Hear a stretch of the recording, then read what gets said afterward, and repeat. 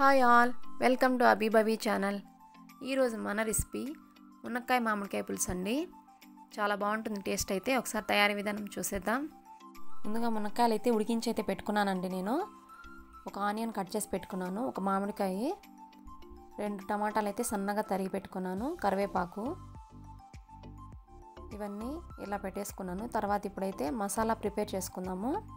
మసాలాకైతే మనం ఇందులో ఒక మిక్సీ బౌల్ తీసుకొని ముందుగా వేరుశనగ పప్పు అండి, చిన్న బౌల్తో అయితే ఇలా వేయించుకొని పెట్టుకున్నానండి. ఇలా పొట్టు తీసేసి, తర్వాత ఎండు కొబ్బరి అండి తురిమేసి, మనకు ఒక కొబ్బరి గిన్నెలో సగం కొబ్బరి గిన్నె నేనైతే ఇలా తురిమి పెట్టుకున్నానండి. అలానే ఇందులోకి ఒక 10 వెల్లుల్లి రెబ్బలు పొట్టు తీసి అయితే వేసుకున్నాను.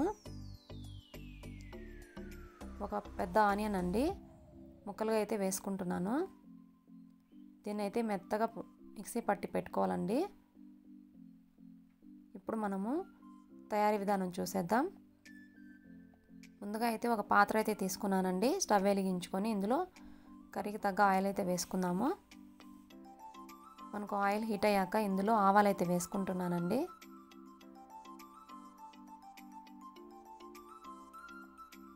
అలానే ఇందులో మనము జీలకర్ర కూడా వేసుకోవచ్చు. కొద్దిగా శనగపప్పు, కొద్దిగా ఉద్దిపప్పు అయితే వేసుకుంటున్నానండి. అలానే ఒక ఎండుమిర్చి తుంచి అయితే వేసుకుంటున్నాను. కరివేపాకు కూడా వేస్తున్నానండి. ఇవి కొద్దిగా వేగనివ్వాలండి. వేగాక ఒక ఉల్లిపాయ ఇలా అయితే ముక్కలుగా కట్ చేసి వేసుకుంటున్నాను. ఇది మామిడికాయ పులుసు కదండి, ఇలా ఉంటే ముక్కలు బాగుంటాయి. అలానే 2 టమాటాలండి ఇలా కట్ చేసి అయితే వేసుకున్నాను.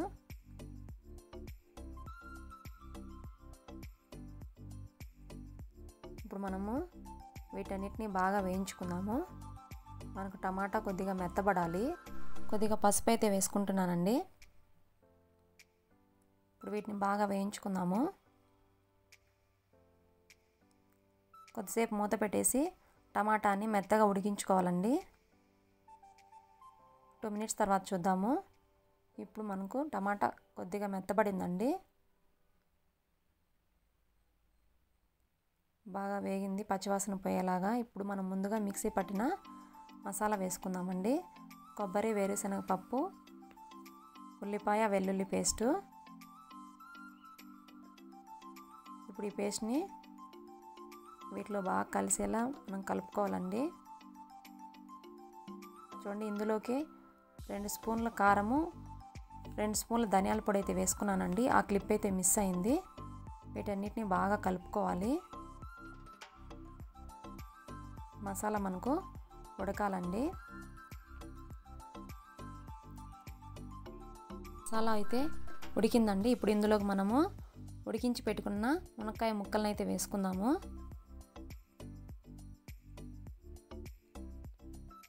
ముందుగా మునక్కాయలు అయితే నేను కొంచెం సాల్ట్, కొంచెం పసుపు అయితే వేసి ఉడికించి పెట్టుకున్నానండి.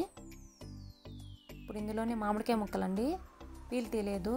మనకు తోలు తీస్తే అంత టేస్ట్ ఉండదు. ఇలానే తోలుతోనే కట్ చేసి వేసుకున్నాము. చాలా బాగుంటుందండి ఈ కర్రీ అయితే. మెయిన్ ఫస్ట్ రాగి సంగట్లోకి చాలా బాగుంటుంది, తర్వాత రైస్లోకి కూడా చాలా బాగుంటుందండి.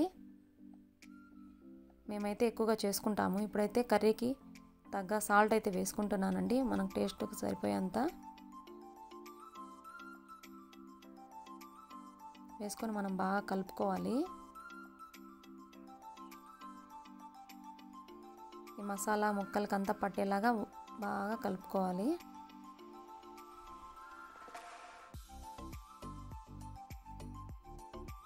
చూడండి, ఇలా కలుపుకోవాలి. ఫ్లేమ్ అయితే తగ్గించి పెట్టుకోవాలి ఈ టైంలో. ఇప్పుడు మూత పెట్టేసి మనము ఒక 2 నిమిషాలు అయితే మసాలా ముక్కలకు పట్టేలాగా ఉడికించుకుందాము. ఫ్లేమ్ తగ్గించి పెట్టుకోవాలి.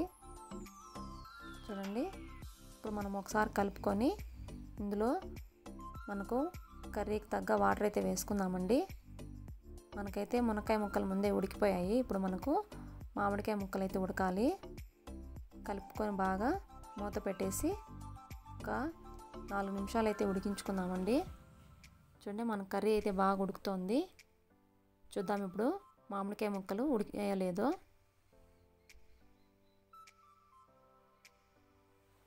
మనకు మామిడికాయ తొందరగానే ఉడికిపోతుందండి.